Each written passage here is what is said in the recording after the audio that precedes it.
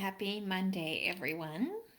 I'm here in Kimberley on a beautiful sunny March day, and I am taking a slight change in my 10-minute Monday art tip routine. I'm going to actually talk a little bit about my personal life, which is something I'm not really comfortable doing. But I just decided that since it was my 50th birthday yesterday, that I would take some time and reflect on what I've learned in my 50 years here and talk a bit about my art and how blessed I've been to have had a career in the art business, doing what I love, not necessarily every day, but a lot of my life. And I reflected a lot yesterday on the people that are in my life and how many of them have come around because of my art. Many of my students have become dear friends. My clients and collectors have become friends. Somehow or other, most of the people that I have and really care about in my life are those that have somehow arrived because of my art. I've had amazing mentors, and I am truly blessed to have beautiful people in my life. And I am just very grateful. I'm feeling very grateful. And I was having a conversation this morning with a friend about how the artistic creative life, you do have to give up a lot in order to have a fulfilling creative life. Not always, but a lot of times. I definitely simplified my life. I made a decision to not, have a regular 9 to 5 job with regular paychecks. My paychecks have been very sporadic, all over the place. It's not been regular, it's not been easy, but I chose a simpler life in order to do it artistically and creatively and not really reliable income. It's not for everyone. Some people need real stability, and that's not been my way. I was raised, I think, to learn to be by myself. That's another thing that I'm grateful for.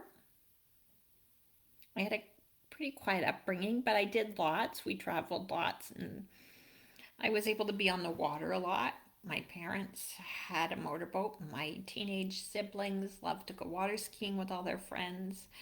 We visited my uncle's cottage at Brereton Lake, and our friends had a cottage. So we spent a lot of time on the water and in the mountains and in nature.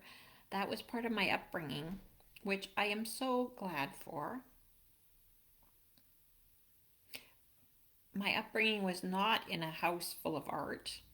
We did not go to art galleries. We did not go to art museums. It was just, an ordinary family. I'm the only artist that I can recall in my family. My mom was very creative. She was very artistic as far as being a custom seamstress. She worked for a designer who was a really brilliant artist.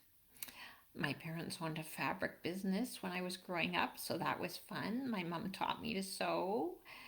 And in that teaching of being a seamstress, she taught me a lot of the rules of fine art without knowing that that's what she was teaching me. The rules of color and value, pattern, shapes, line, all of that was in my teachings from my mom. Only I wore it instead of hung my art on the wall. It was a really, really good way to learn a lot about art is through fabric and materials. It was fun times for me. And I was diagnosed when I was 2 years old with a form of muscular dystrophy. And the doctors told my mom that I would probably not make it survive into adulthood. And that's something I don't talk about. I wound up using a wheelchair by the time I was 11, and many of my followers here on Caprice Fine Art.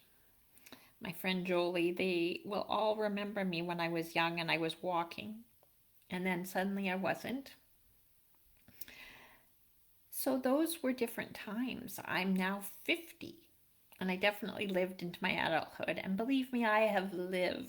I've had a great life, and I plan on having a lot longer great life. It's not been easy. I've had a lot of difficulties, as all of us have, but I've had a great support system. And my art is the one thing I know that I can always fall back on. It's not usually the career that most people like to fall back on, but for me, that is the one thing that I know how to do. And I think I do it well. And it's something I love. So whenever I'm really stressed or really upset, I go back to my paintbrush. And if I'm away from it for long enough, then I start to get a little moody or not quite centered. And last year, I had to be away from it for a long time with my other health issues that I had and COVID. COVID did not sit well with me, so I was, had a rough time and I was not painting. And luckily, I just learned a few different things last year about being still and realizing what is truly important. And I think after 50 years on the planet, it's a good thing to know what is really, really important in your life. Art is really important. Writing is really important. My friends and my family are important. My pets are important. I love my studio and I love my house in Kimberley here. Very blessed, very blessed. And if you are a follower of mine, I want to thank you for being here. Thank you for listening. Thank you for being a part of my life. Every one of you have, even some of you that I don't know, some of you leave comments every now and again. Some of you don't. Some of you are just watching, and that's okay too. I really appreciate all of you being here. It all makes a big difference to me to have you there. I wouldn't do this if nobody was listening. So I thank you. And art. The amount of art that I've seen through my years has been pretty phenomenal. The art from my students has been awesome. I get to talk about art every week with my students. How great is that? People actually pay me to talk about art. Can you imagine such a thing? I love talking art. I can't imagine a life without art. It really has been a center point and has brought me many, many beautiful things. The artist's life is not a regular one. In fact, I'm laughing because one of my dear friends bought me a Winnie the Pooh for my birthday yesterday. And this Winnie the Pooh, he giggles and his nose wiggles. So can you imagine? How many 50-year-olds do you know get a Winnie the Pooh teddy bear for their birthday? I love that. And it's life is unusual. Life is always full of surprises. Life is good. It's not easy.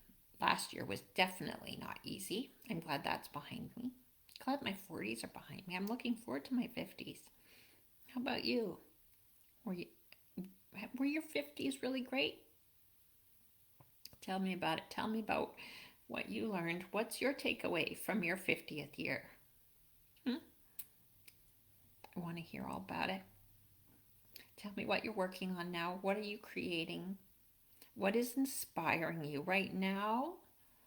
I'm inspired by my taxes being done. I'm inspired by my box of paints that just arrived in the mail. Brand new tubes of paint. Yeah, life is good. Thank you for being here. Next week, I will have maybe some more art tips, proper art tips, not my philosophy on life, okay? But I did want you guys to get to know me just a little bit better, a bit personal side. Hope you enjoyed it. And I hope you have a great day and a great week. Talk to you soon. See you next week, same time, same place. And if you have something you would like me to comment on in my art tips, please leave me a note. If you're watching this on YouTube, please subscribe to my YouTube channel because that would really make a difference to me and my followers. It would really help people to find me a bit better if I have a few more subscribers. So if you would like to help me out, that would be great. Comment and subscribe. Thanks, everyone. Have a grand week. And happy birthday to me. Bye for now.